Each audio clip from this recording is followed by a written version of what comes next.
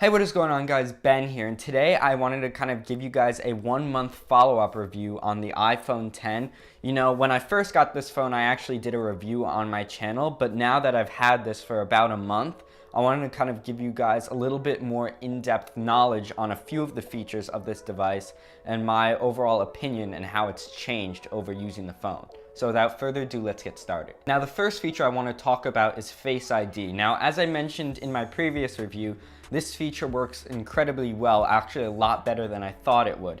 It usually always scans my face correctly, it works fast, but it does have a few minor gripes that have kind of jumped out to me over the course of using the phone for a month. Now, the first thing I've noticed is that when using the phone sideways, like when lying down in bed and watching a movie, if the phone goes to sleep and you try to wake it back up, it doesn't actually scan your face.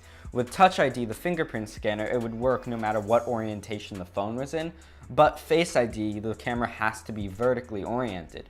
So if your phone is sideways like you're watching a movie, it won't actually scan your face. Now, I've also found it doesn't work in scenarios where parts of your face are covered. So for example, if you're lying down and have a blanket covering your face, or if you're wearing heavy winter clothes, sometimes it'll have a lot of trouble scanning your face because part of it is obscured. Now, the second feature on this new iPhone that I wanted to talk about is the new screen. Now, with the new screen, because it's a lot more elongated vertically, it works very well for scrolling lists. So whether you're texting or going through Twitter or scrolling a web page, things that use a vertical scrolling motion and use up that vertical space work very, very well on this phone. It's also very nice for watching movies because since most movies are shot in a 21:9 aspect ratio, that is able to fill most of the screen very, very well. And if you even get it to fill the entire screen and do the corner cropping and the notch cropping, it still works very well and shows a majority of the content. Where it doesn't work well, however, is in traditional videos like YouTube videos that are shot in 16:9. See, those videos have a normal black bar cropping either side, and if you want to get that immersive experience trying to use up most of the screen and you crop it in, all of a sudden you're cutting out a large majority of your content. Now, that was kind of a hindrance in the usage for me. Now, another big thing that I didn't actually realize about this phone until after using it for a month is that even though it's the exact same size or roughly the same size as the 4.7-inch iPhone, having that larger screen actually makes it a lot more difficult to use one-handed because now you have to be able to reach every corner of the phone. Since, you know, control center is in the top right and then you have your home button all the way at the bottom, being able to reach that far one-handed has become very difficult.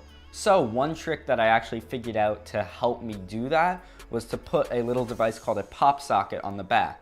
Now, this allows me to grip the phone a lot easier and to reach the two corners. Now, one trick is to put the pop socket directly on the back glass and get a bumper case. That way you can have a protective case, the pop socket for improved grasp, and still have the ability to wirelessly charge. Now, the third thing I wanted to talk about with this iPhone is actually the lack of a home button. See, one thing that's come out of getting rid of the home button is now you can actually turn on the phone by tapping the screen, and I absolutely love this. This makes it turning on the phone at night when you're trying to fumble around for it a lot easier because you can just tap anywhere on the screen. I even find myself trying to do this on other devices like my iPad by just tapping the center, not realizing that I then have to go and actually click the tiny home button. It's just a lot better, a lot more simpler, and a lot more elegant.